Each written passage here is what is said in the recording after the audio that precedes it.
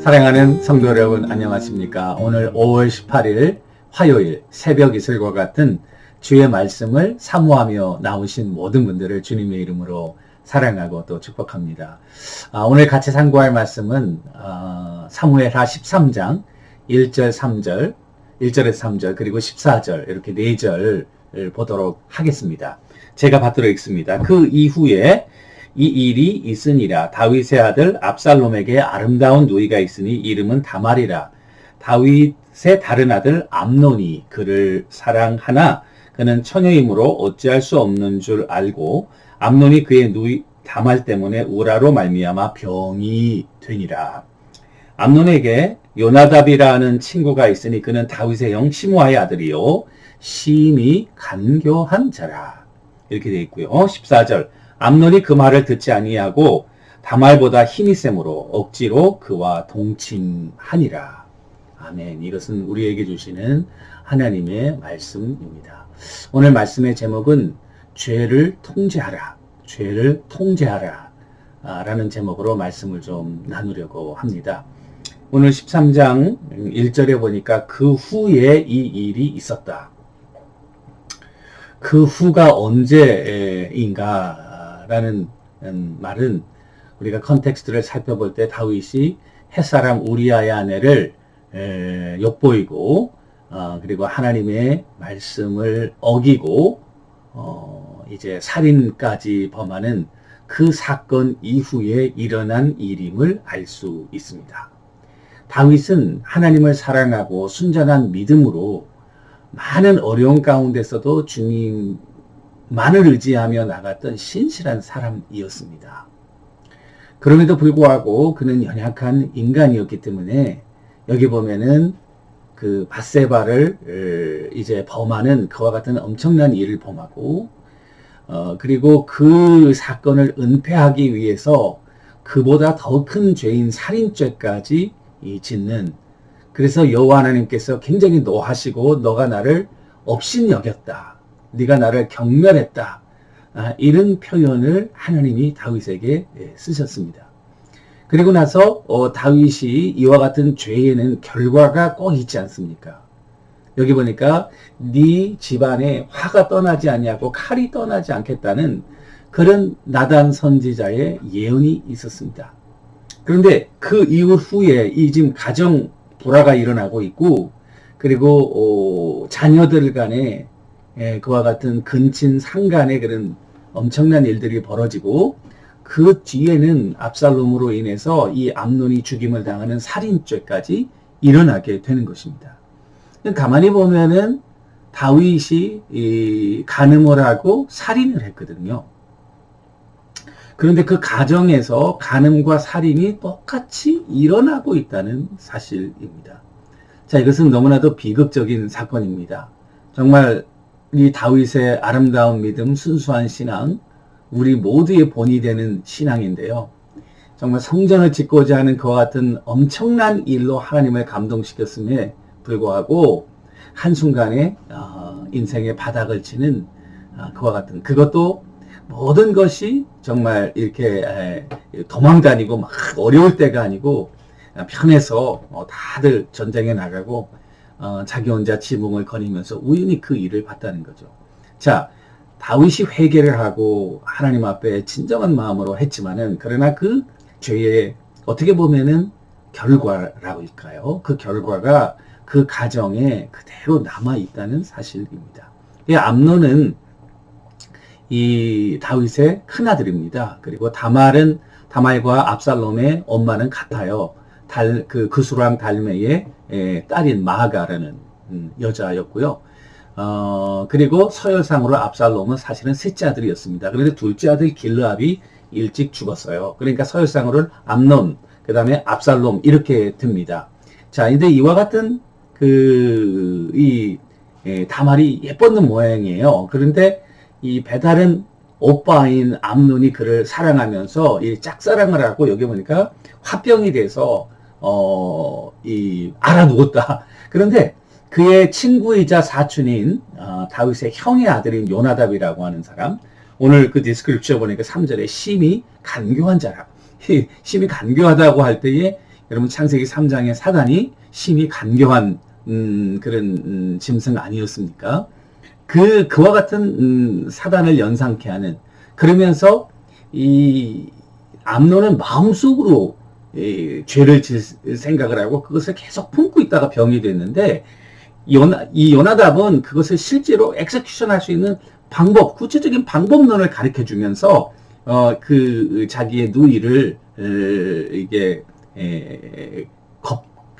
강간하려고 하는 그 사건의 모든 청사진을 이렇게 이에게 제공하므로, 이것은 perfect recipe for disaster. 이제 드디어 이 가정의 비극이 심화되는 그와 같은 사건을 보여주고 있습니다. 자, 그런데 그렇게 해서 이 자기의 누이를 강간을 하고, 그 다음에 그 강간한 다음에 보면은 사랑한 것보다 더 미워해가지고 이 다말을 내쳐버리는 거예요. 그러니까 아버지한테 다말이 막 암논에게 이야기를, 아버지에게 얘기하면은 아버지가 나를 너에게 아내로 줄 거다, 이런 조언까지 하는데, 그런 거 다 무시하고, 그리고 이 딸은 완전히 인생이 망가지는 그런 상황을 맞이하게 된 거죠. 그걸 본 오빠 압살롬이 얼마나 마음이 아팠겠어요. 그런데 동생을 사랑하는 마음도 있지만, 이 압살롬도 자기가 둘째이기 때문에 왕위 계승에 있어서 암논보다 하나 이렇게 밀리는 입장에 있거든요. 그러니까 이와 같은 상황을 자기의 정치적인 야심과 더불어서 함께 이용하는 거예요. 2년 동안 이 사실을 계획하고 있다가 뒤에 보면은 자기가 이제 양털을 베는 큰 축제의 날에 왕자들을 초청해서 이 잔치를 벌이면서 그 하인들에게 이 암논의 암살 과정을 다 명하고, 그리고 그 장소에 이제 암논을 암살하게 되는 그와 같은 사건이 벌어지게 되는 것입니다. 이걸 보면서 암논이 다말을 사랑할 수도 있겠죠. 그러나 여러분 창세기 4장 말씀을 보면은 가인과 아벨의 사건에서 이 가인이 너무너무 아벨을 미워하는 거예요. 그래가지고 결국에는 그를 살해하고 죽이지 않았습니까? 그때 하나님께서 이 아벨에게 하는 죄의 유혹은 너에게 있지만은 너는 죄를 다스릴지라. It desire to have you, but you must control over it. 이렇게 말하고 있거든요. 그러니까 여러분들과 제가 순간적으로 나쁜 생각을 품을 수도 있고, 때로는 우리가 정말 다윗처럼 우연히 길을 거닐다가 목욕하는 여인의 모습도 볼 수 있고, 또 우리가 생각지도 않은 그런 일을 볼 수 있어요. 그 자체는 저는 나쁜 건 아니라고 생각해요. 우리가 마음에 드는 생각은 우리가 컨트롤할 수 없으니까요. 근데 일단 그와 같은 생각이 들었을 때에 이것이 올바른 생각인가 아닌가의 선택은 누구의 몫이냐면 여러분들과 나의 몫이라고요.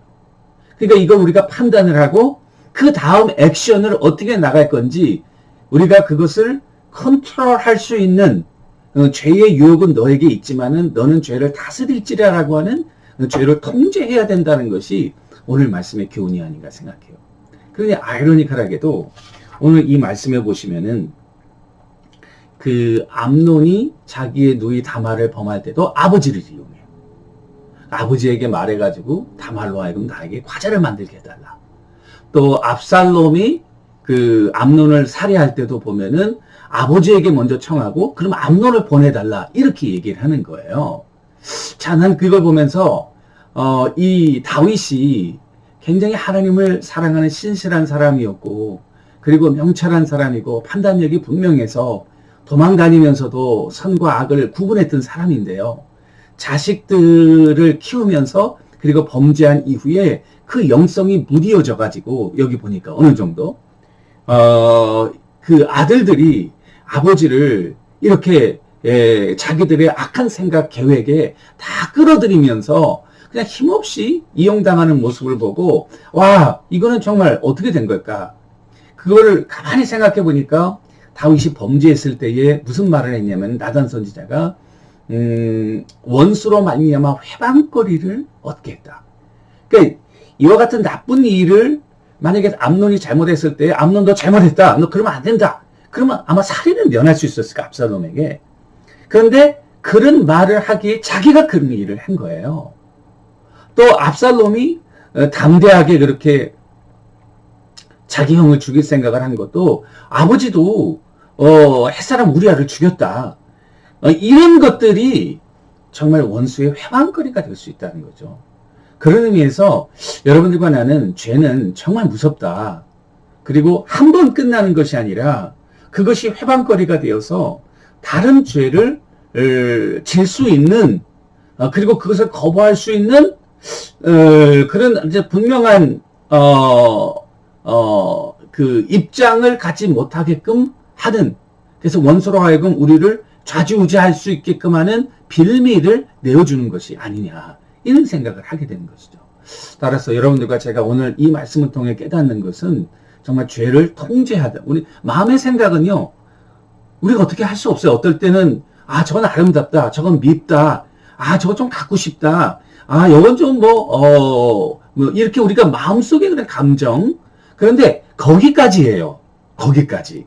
그리고 그 다음에는 이것이 정말 하나님의 뜻인가 아닌가를 여러분들과 내가 잘 분별해야 되고, 그와 같은 생각을 컨트롤해라. 어떻게 컨트롤하냐고요? 여러분, 성령의 열매 중에 절제라는 열매가 있습니다. 절제를 영어 성경에는 self-control 이렇게 써요. 성령이 충만하게 되면 절제할 수 있는 거예요. 그러니까 사도 바울은 우리에게 성령의 충만함을 받으라. 죄의 유혹은 우리에게 있지만은 성령이 우리를 fully control. 그러니까 성령 충만한 상태는 뭐냐면은 fully you can control yourself. 만약에 반 성령 충만하면은 you can control half of your desire. 그럼 half of 되면 어떻게 될 거예요? 그거 굉장히 위험한 거죠. 따라서 오늘 말씀을 생각하면서 여러분들과 저에게 하루를 살면서 수많은 이미지들, 수많은 말들, 수많은 광경들이 우리 마음속에 들어오게 될 거예요. 그것들을 그냥 다 받아들이지 말고 잘못된 것은 분별하라.